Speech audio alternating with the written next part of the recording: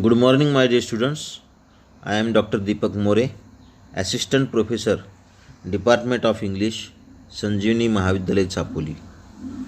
Today, we are going to study about the elements of prose fiction, part first, that is unit number first in our syllabus. The element of prose fiction. Introduction.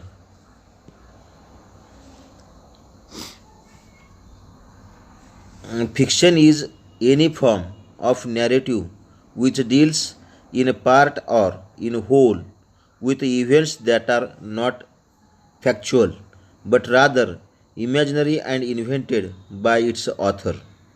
Although fiction often describes a major branch of literary work, it is also applied to theatrical, cinematic, and musical work.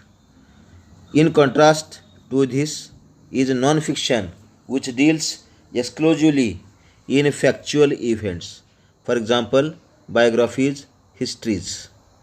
Prose is the most typical form of written language, applying ordinary grammatical structure and natural flow of speech rather than rhythmic structure, as in traditional poetry.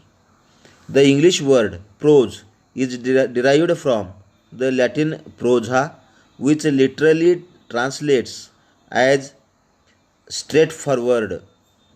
While there are critical debates on the construction of prose, its simplicity and loosely defined structure has led to its adoption for the majority of spoken dialogues, factual discourse, as well as topical and fictional writing. It is commonly used, for example, in literature, newspapers, magazines, encyclopedias, broadcasting, film, history, philosophy, law, and many other forms of communication. Prose is the ordinary form of spoken and written language whose unit is the sentence rather than the line as it is in poetry. The term applies to all expressions in language that do not have a regular rhythmic pattern. The term is from the Latin prose, meaning in phrase, which was derived from prose oratio, meaning straight, direct, unadorned speech, which itself was derived from prose, meaning straightforward or direct, and can be further traced to proversum, meaning turned forward. Prose is considered one of the two major literary structures, with the other being verse. Prose lacks the more formal material structure of verse that is almost always found in traditional poetry. Poems often involve a meter and or rhythm scheme. Prose instead comprises full grammatical sentences which then constitute paragraphs and overlook aesthetic appeal. Some works of prose do contain traces of material structure or versification, and a conscious blend of the two literature formats is known as prose poetry. Similarly, any work of verse with fewer rules and restrictions is known as free verse. Verse is considered to be more systematic or formulaic, whereas prose is the most reflective of ordinary or often conversational speech. Prose is more or less the opposite of poetry. Basically, any written work that is not poetry is, by definition, prose should include, as should most writing, complete sentences, correct punctuation, and correct grammar, to name a few.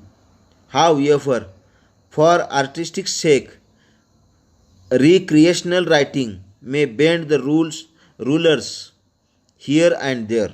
A particular author's style may include sentence fragments, run on sentences, and poor grammar. There are elements of prose fiction. Point number 1, theme. Theme hunting is a favorite activity of critics and teachers of fiction. And since this is so, it's a common activity of students as well. Indeed, the experience of reading the essays of academic critics and the papers of Kager students might lead one to believe that writing a story is simply a way of finding a clever disguise for abstract idea. And why should a writer so disguise his ideas? Apparently, to give critics and students something to do.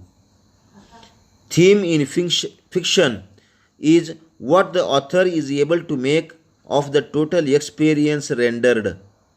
And although there will be something general in the theme of a work of fiction, theme is the ultimate unifying element in fiction. It's a response to the pressure of theme that the author shapes plot and brings character into being, and it is the theme, whether consciously stated or not, that provides the writer with his most important principle of selection. Theme is the main idea that weaves the story together. The why, the underlying ideas of what happens in the piece of literature, often a statement about society or human nature. Explicit theme is when the writer states the theme openly and clearly. Theme tends to be an overused term in English classes.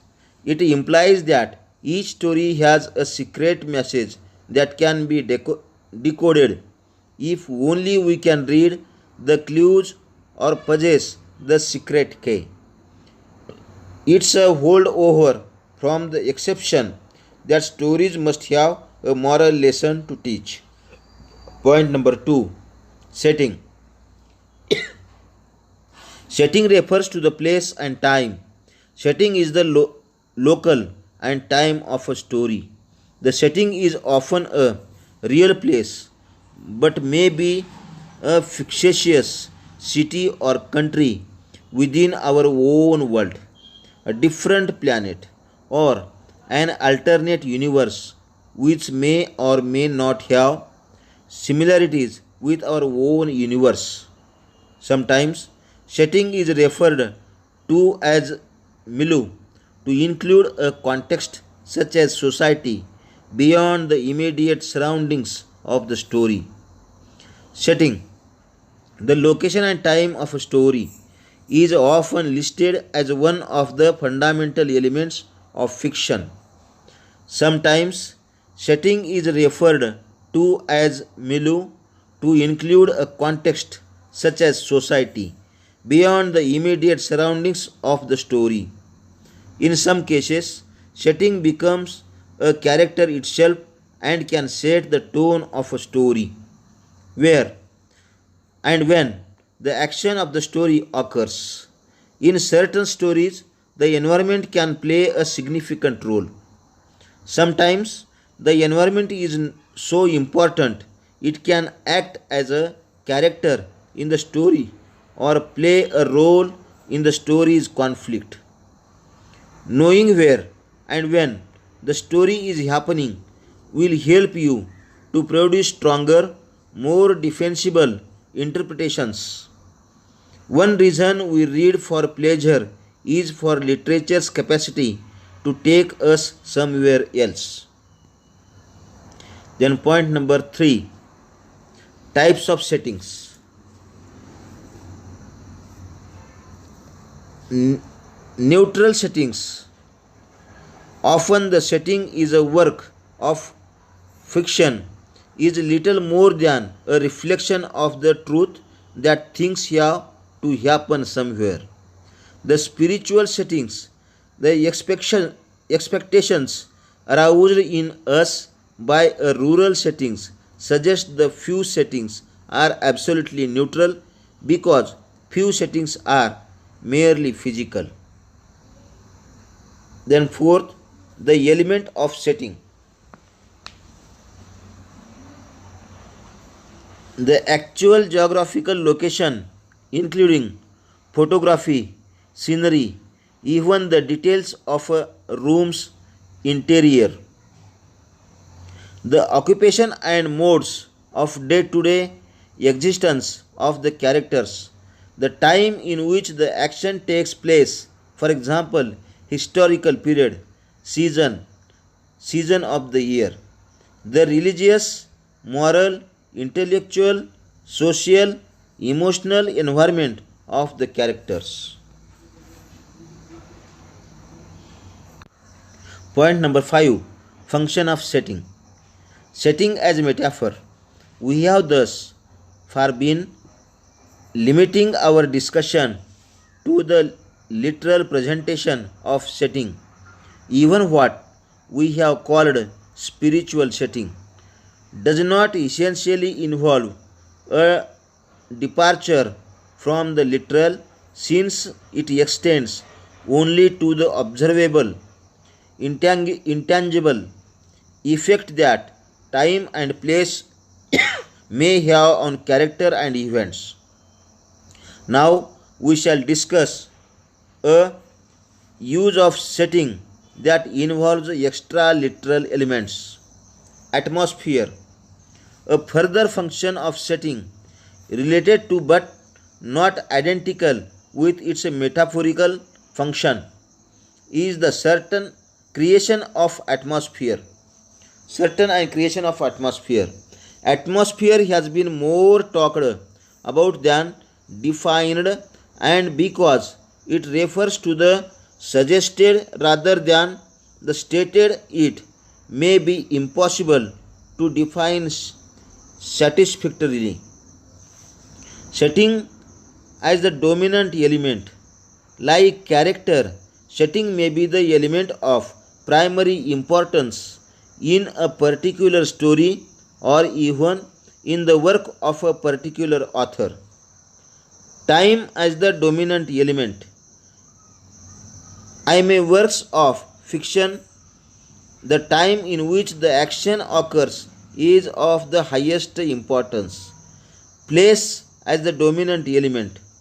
Work of fiction in which the spiritual setting or place dominates are generally classified as examples of local color or regionalism. The regionalist seeks to investigate the effects of on character of a particular geographical settings, which means of course a spiritual as well as physical setting.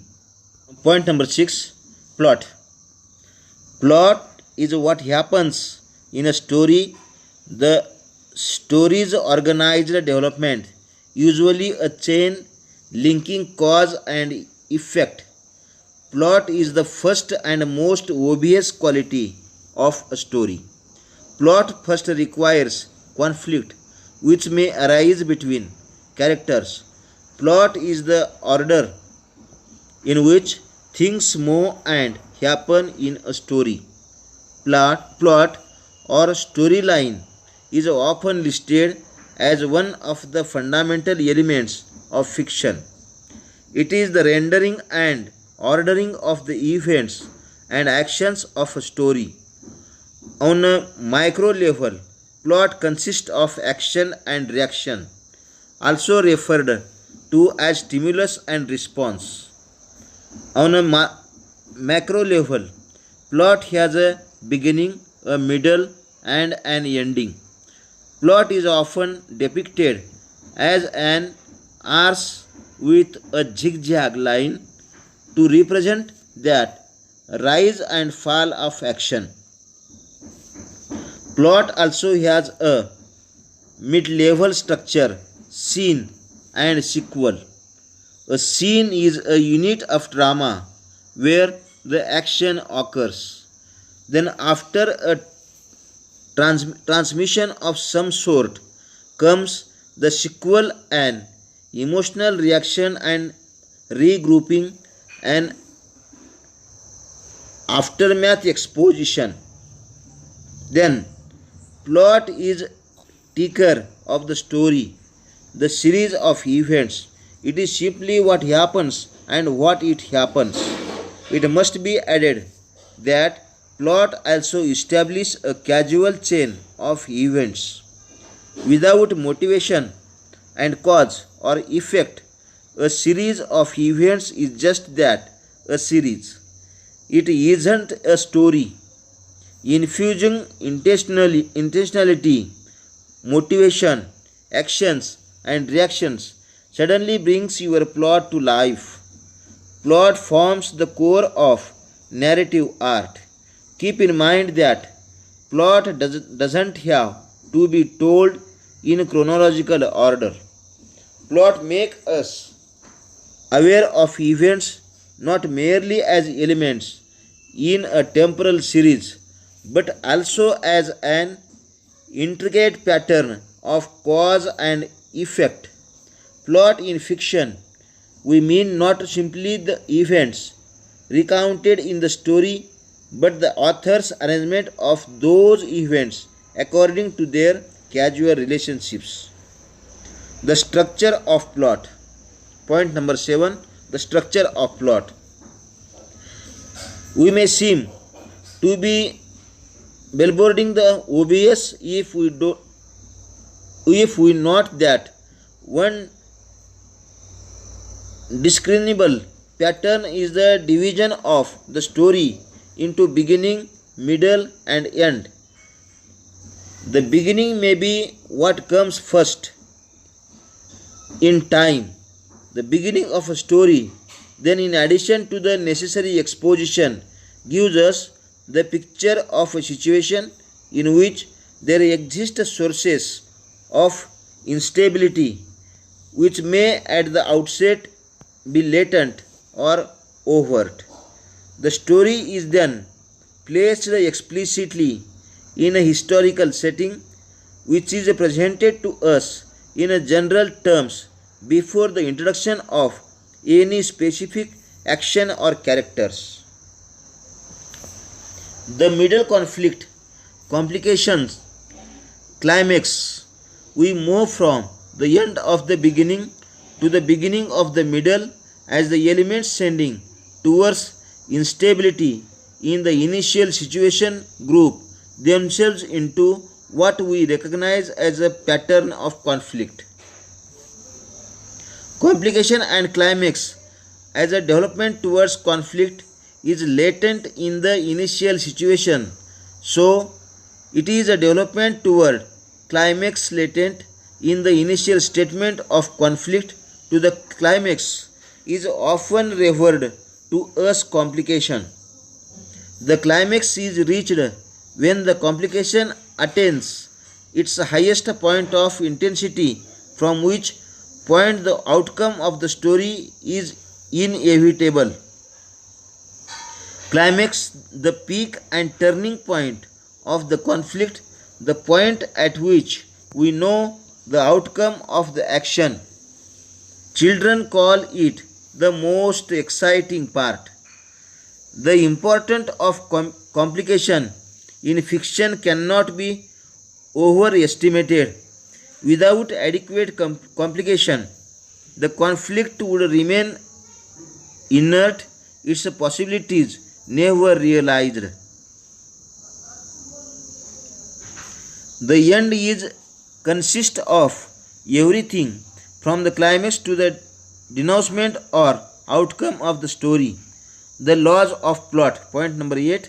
The laws of plot. Plausibility is certainly the law of plausibility. To say that story has plausibility is simply to say that It is on visiting on its own terms. A story is plausible when it is true to itself. Surprise, a story that never surprises us is likely to prove rather dull reading.